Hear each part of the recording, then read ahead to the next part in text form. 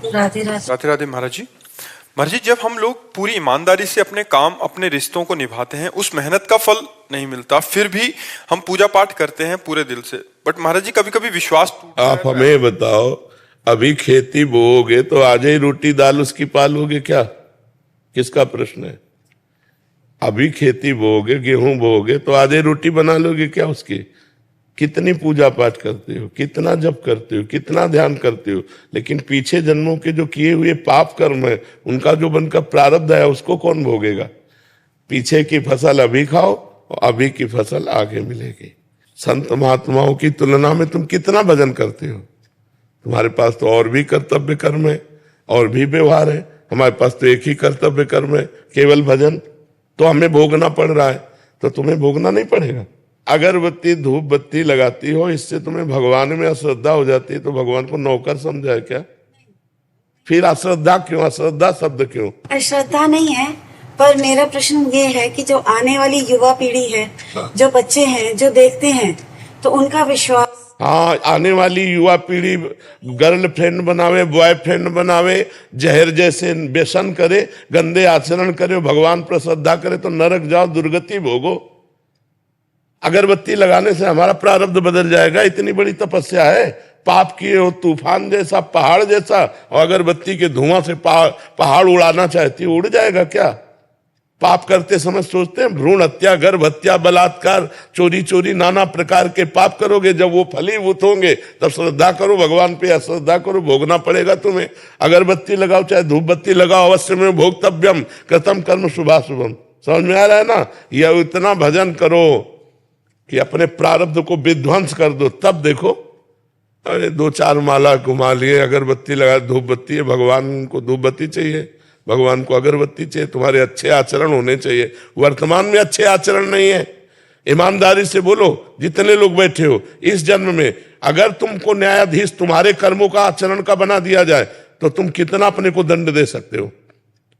खुद न्यायाधीश बन के देखो तुमने कितनी गलतियां की है और क्या दंड तुम्हें मिला? कुछ नहीं। भगवान की कृपालुता की तरफ देखते हो?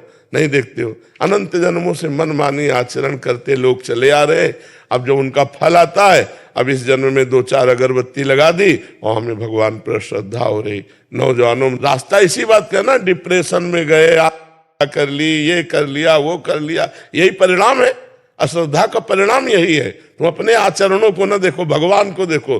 तुम चाहो कि हमें खूब पाप कर्म करे और इसके बाद जो है हमें भगवान आकर गले लगा लें, ऐसा होगा क्या? महाराज जी, ये प्रश्न इन्हीं का नहीं है। ये क्या आजकल क्या हो गया महाराज जी, अनुष्ठान नाम जप और कोई भी साधना नहीं है, बट जैसे मंदिर गए, मेरा पास हो जाओ हे प्रभु, पास हो जाऊं, पास नहीं हुए तो भगवान ने पास नहीं किया। पढ़ाई मत करो भगवान पास कर दे। मैंने मांगा कि मेरा बच्चा ठीक हो जाए, ठीक नहीं हुआ तो अश्रद्धा हो गई भगवान से। क्या फर्क पड़ता है? आकाश के ऊपर थूको, कोई फर्क पड़ता है क्या? तुम्हारे मुंह पे छिट्टियां पड़ेगी आके, भगवान आकाश के समान महान है, उनको क्या फर्क पड़ता? उन्होंने देखो, उन्होंने आपको खेती दे दी, आपको बीज दे दिया, अब आप जो बोओगे वो आपको काटना होगा। आपने पसंद किया बम्बूल, तो बम्बूल जगेगा उसमें बोया जो आपने। दाक्षुआरा बोओगे तो दाक्षुआरा बोते हो, बम्बूल चाहते हो, दाक्षुआरा ये कैसे मिलेगा?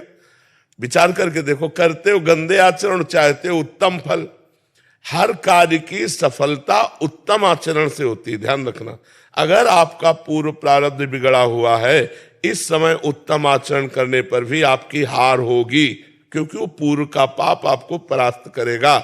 अगर पूर्व का पुण्य साथ दे रहा है, तो इस समय गंदा आचरण करने पर भी आपकी विजय होगी, क्योंकि गंदा आचरण वर्तमान में दंड नहीं देगा, ये आगे चलकर आपको दंड देगा। अच्छा आचरण आपको वर्तमान में सुख नहीं देगा, ये आगे चलकर सुख देगा। वर्तमान में आपका प्रारब्ध आपको दुख सुख देगा। मनुष्य जन्म दुख सुख भोगते हुए अच्छा कर्म करने के लिए मिला है। हमें यहाँ भगवान से किसी भी तरह की श्रद्धा और अश्रद्धा का विषय नहीं लाना चाहिए।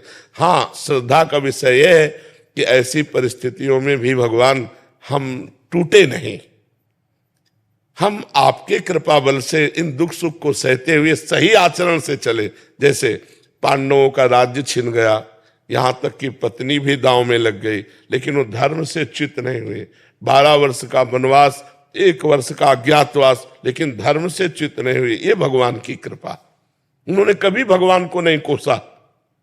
हम लोगों की क्या आराधना है, बेमतलब भगवान पर श्रद्धा श्रद्धा की बातें करते रहते हैं। भगवान क्या है, महान है, वो एक महान पावर है। आप अब देखो, बिजली को गाली दो, कनेक्शन सही हो ना, आपके बोर्ड में बिजली आ रही है, आपने 2 तार ऐसे लगाए और वो कनेक्शन सही नहीं हुआ, अब ऑन ऑफ करते रहो, बल्ब सही है, तार भी सही है, प्लग भी सही है, बोर्ड में बिजली है, लेकिन वो ऑन नहीं होगी, जलेगी नहीं। क्यों? कनेक्शन सही नहीं। वो पावर है, परमात्मा पावर है, उससे सही कनेक्शन करो, सही आचरणों के द्वारा, पवित्र भोजन, पवित्र आचरण, पवित्र विचार, पवित्र नाम जप करते हुए, तो देखो आपके अंदर पावर आ जाएगा। बड़े से बड़े दुख को मुस्कुराकर सहोगे और जय बोलोगे, अश्रद्धा नहीं होगी, जय बोलोगे। देखो ठाकुर हरिदास जी चैतन्य महाप्रभु के परिकर में हरे कृष्ण 3 लाख नाम जप करते हैं। यवन बादशाह को काजियों ने भर दिया तो उनको बंदी बना लिया गया और कहा गया कि आप यवन कुल में जन्मे हो, तो उनको सजा दी गई 22 बाजारों में कोड़े मार मार करके उनको मृत्यु दंड। कोड़ा जब लगता तो कहते हरि बोल, जय हो प्रभु आपकी। यह भक्ति, यह भक्ति। हरे कृष्ण बोल रहे हैं, भगवान का नाम जब, ये कोई अपराध है? और दंड उसका क्या है? 22 बाजारों में मार कोड़े मृत्यु दंड। लेकिन हरि बोल, जब जल्लाद कहते हरि बोल कहता है तो मुस्कुरा देते, तूने भी हरि बोल कहा ना, तेरा भी कल्याण हो जाएगा। जो वास्तविक भगवान के पावर से जुड़ गए हैं, देखो ये है पावर। प्रहलाद जी को आग में रखा जा रहा है, जय श्री हरि। यहाँ हमारी क्या है, हमारी छोटी सी बात नहीं बनी, हमारे कर्म के अनुसार तो हम भगवान पर श्रद्धा कर ले। ये नौजवानों की आज जो बुद्धि बिगड़ रही ना, ये अश्रद्धा के कारण ही तो बिगड़ रही। अगर वो श्रद्धा करके माता पिता के चरण छूते, श्रद्धा करके अध्यात्म को स्वीकार करते, तो ना तो व्यभिचार में जाते, ना व्यसन में जाते, अपनी पढ़ाई को पढ़ते, अपने कर्तव्य को पूरा करते, अच्छे नंबर लाते। भाई अपने चैप्टर में बुद्धि तभी लगेगी जब हमारी बुद्धि शुद्ध होगी, एकाग्र होगी। अब व्यभिचारी की बुद्धि शुद्ध होगी क्या? अपवित्र बुद्धि। व्यभिचारी की बुद्धि एकाग्र होगी क्या? नहीं, चंचल बुद्धि। व्यभिचारी की बुद्धि व्यसन रहित होगी क्या? नहीं, नशेबाज। तो नशेबाज, व्यभिचारी और चंचल बुद्धि वाला किसी भी चैप्टर को कंठस्थ नहीं कर सकता, किसी भी विषय में सफल नहीं हो सकता। ये लोग कैसी बातें करते हैं, भगवान पर श्रद्धा नहीं, ऐसे नहीं चला जाता। ब्रह्मचर्य से रहो, पवित्र आचरण करो, पवित्र भोजन करो, एकाग्रता पूर्वक पढ़ाई पढ़ो, हर विषय में पास हो जाओगे, हर विषय में पास हो जाओगे। तुम्हारे ग्रंथ तो इतने, हमारे ग्रंथ तो इतने मोटे मोटे हैं, और सूक्ष्म विषय है, तुम्हारा तो स्थूल विषय है। यही राष्ट्र का विषय होगा, विश्व का विषय होगा, हमारा विश्वात्मा का विषय है, विश्व से अलग विषय है। ये विश्व में जो दिखाई दे रहा उससे अलग विषय है, हमारा सूक्ष्म विषय है, उसको पढ़ना है।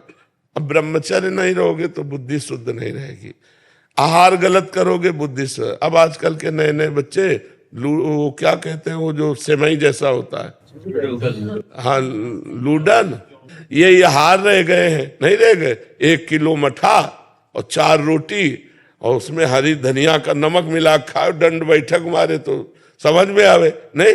अब इतनी सी चाय पी लिए और ये चाउमीन खा करके गुजारा कर रहे और अपने को स्वस्थ रखना चाहते हो। अरे नहीं, 100-200 ग्राम घी जाए, पचे शरीर में, 1-2 लीटर शुद्ध दूध जाए, दंड बैठक मारो, 2-4 किलोमीटर दौड़ो, पवित्र आचरण करो। अभी देखो नौजवानों की बुद्धि तेज सब बढ़ जाए। अब इधर उधर का गंदा भोजन पाओगे, दूसरे का मांस खाने से चर्बी बढ़ सकती है, आत्मबल नहीं। पवित्र आहार करोगे तो माना तुम्हारी चर्बी नहीं रहेगी, लेकिन आत्मबल बढ़ेगा, तुम्हारी बुद्धि बढ़ेगी, तुम प्रखर बुद्धिमान होगे।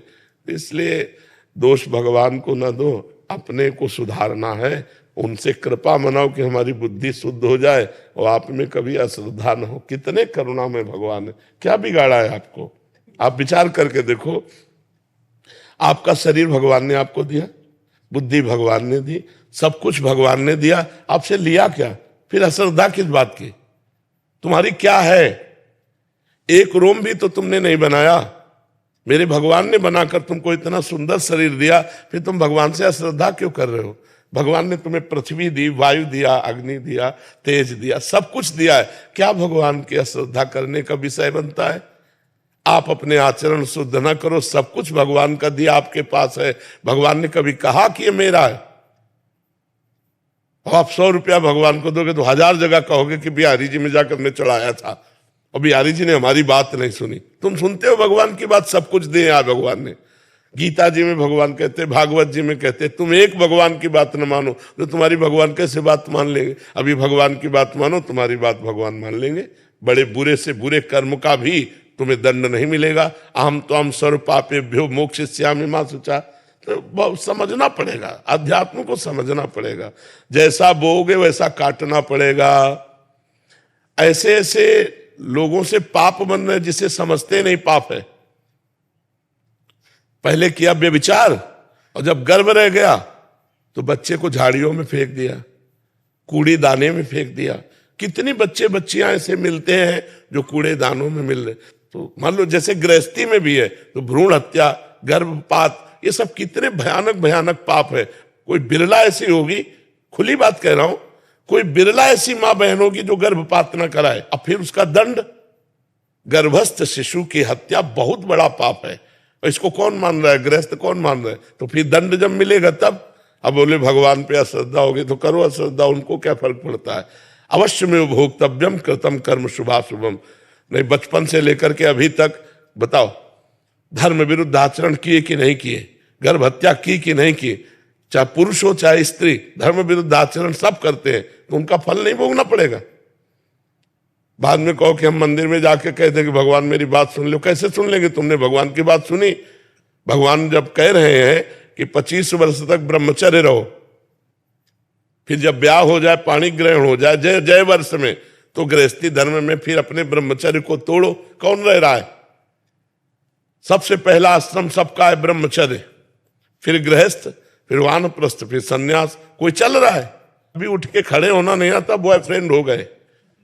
हाँ, उठ के खड़े होना नहीं आता, बॉयफ्रेंड हो गए, गर्लफ्रेंड हो गए। अब ये बच्चे बर्बाद हो जाएंगे कि नहीं हो जाएंगे? जिनका उद्देश्य ही अभी पक्का नहीं बन पाया, पढ़ाई लिखाई में जहां माइंड लगना चाहिए वहां गंदी बातों में माइंड लग गया। अब कैसे? अब इसके बाद कहो हे भगवान, हे दुर्गा देवी, हे भैरव बाबा।